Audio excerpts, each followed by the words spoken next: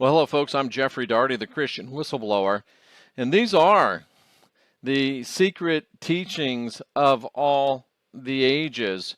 And I'm very happy to move into a greater depth and a new place of study. We've been New Testament, New Testament, New Testament, which is good and necessary, and will continue to be there. But I also wanted to begin to introduce you to some of the more esoteric, some of the more occulted teachings, occulted meaning hidden, that really begin to flesh out the teachings of Yeshua, the original message of Yeshua and his apostles, and the great thinkers that have picked up on that message and carried it down through the times. We really begin to get now, we talk about our one teaching series is about the original teachings of Yeshua. So we're talking about the gospel that he himself preached, the things that came out of his mouth, the things that he talked about, the things that he taught. And then as we move now into things, if you can see on the website at jeffreydaugherty.com, we're moving into the secret teaching of all the ages, the secret doctrine, the Tibetan Book of the Dead, 777, many other of the great esoteric books. And we move from just the gospel of Jesus, while we continue to talk about the gospel of Yeshua. See, every now and then, after 50 years plus of this, you still slip. We're talking about the gospel of Yeshua. And then these other books, and these other teachings, Nag Hammadi, all these other teachings we do, get to the ways and the truths that Yeshua spoke about that lead to life. He said, I am the way, the truth, the life. What that really means is I'm bringing you the best of all the ways, the best of all the truths, so that you can live a more productive life. So that is what we're talking about, those best of all ways, those best of all truths. And that's what we're attempting to bring to you. And today we're going to start that with talking about, again, the secret teachings of all ages. And we're going to talk about the secret teachings of all ages. And let's just talk, first of all, about the secret teachings of all ages. Talk about the author of the secret teachings of all ages. He's a man named Manly P. Hall. You can see his picture here. And then we're going to talk about a person's writings. I really think we should talk about them as well. So Manly P. Hall was born in 1901. And he died in 1990. So, I mean, if I had woken up a little bit sooner, I would have made every effort if it meant, going to his house. I don't see where he lived yet, and staking him out or stalking him. I would have gone and done what I had to meet him. One of the great minds of the modern times. And it says he's best known for his 1928 work, The Secret Teachings of All Ages. And that's what we're going to be focusing on here, is the secret teachings of all ages. And it's interesting to me when you talk about Manly P. Hall. His parents were Rosicrucians, and we're going to be talking about that. He moved out to L.A. And what was interesting is that he was a preacher of the Church of the People in 1919, and it says that it was somewhere it says here that it was a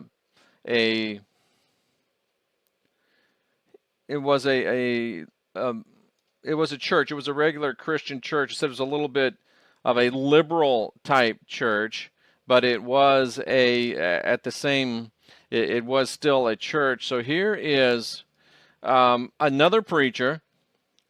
And of course, I was a preacher. And, here it says Hall was ordained as a minister in the Church of the People on May 17th, 1923. And then he became pastor of the church. I, of course, myself was a pastor of churches as well. And it's very, very interesting to me that here's another guy who was a pastor, who was a preacher. And he began to do a lot of study, it said here. He read voraciously on comparative, let's just read what it says. He read voraciously on comparative religion, philosophy, sociology, and psychology, and seemingly overnight became a one-stop source of an astonishing range of eclectic spiritual material that resonates with the intellect and the subconscious. And really, that's what the Christian Whistleblower is trying to do. That's what I'm trying to do. That's what we're all about here. And seemingly overnight, we've been on Coast to Coast many, many times. We're having great success with our YouTube, and our message is starting. It seems like it's on the edge of exploding. So I think there's a lot of correlations between Manly P. Hall and myself, and those of us that have the open minds. We really are trying to read voraciously. We really are looking at comparative religion. We're looking at philosophy. I delve more deeply into cultural and physical anthropology, perhaps, than did Mr. Hall. But boy, if I could be called a one-stop source of an astonishing range of eclectic spiritual material that resonates with the intellect and the subconscious, I would consider my life to have been a success, and we're still working towards that. And he wrote, a lot of things that sound very interesting. I'm going to have to look these up. The breastplate of the high priest, I remember teaching about that and writing on that. Wands of the serpents, initiates of the flame, the ways of the lonely ones, the lost keys of Freemasonry. And then at 27 years, he published The Secret Teachings of All the Ages. And then he also wrote Dionysian Artificers, Freemasonry, the Ancient Egyptians, and Masonic Order of Fraternity. Well, we're not going to be able to get into those, at least not now, but The Secret Teachings of All Ages is what we're going to look at. And now we know that we know a little bit more about the man behind the secret teachings of all ages. So let's start to take a look at those teachings himself, and let's look at what the man himself said about those. He said it's an encyclopedic outline of Masonic, Hermetic, Kabbalistic, and Rosicrucian symbolic philosophy. Now, don't let those things bother you if you think, I don't want to be involved in any of that. The book really is, and I've read it cover to cover.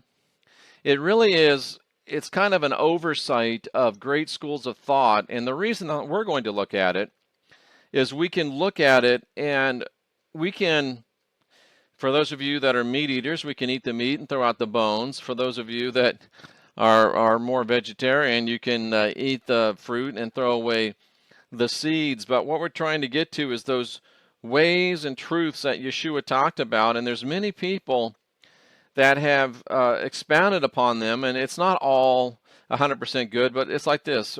Hall says it's an interpretation of secret teachings concealed within the rich rituals, allegories, and mysteries of all ages. And that's really what we want to do. We want to talk about the rituals. We want to talk about the mysteries. We want to talk about the allegories of all ages. And I think that when Yeshua said, I bring you the ways, the truth, and the life, he was actually talking about bringing us the best of all the ways, the best of all the truths that will lead to life. And I think he meant the best of all the ways of human thought and spirituality.